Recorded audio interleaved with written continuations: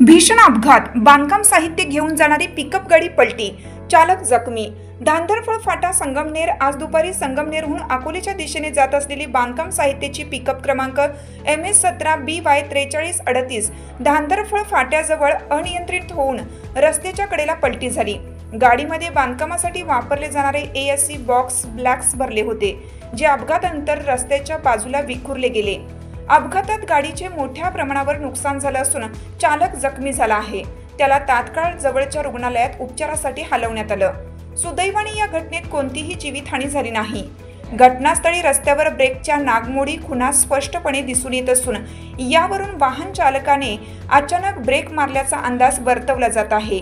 ही घटना लग्नसराईच्या दिवशी घडल्याने परिसरात मोठी वर्दळ होती, मात्र इतर कोणत्याही वाहन किंवा व्यक्तीस इजा झालेली नाही।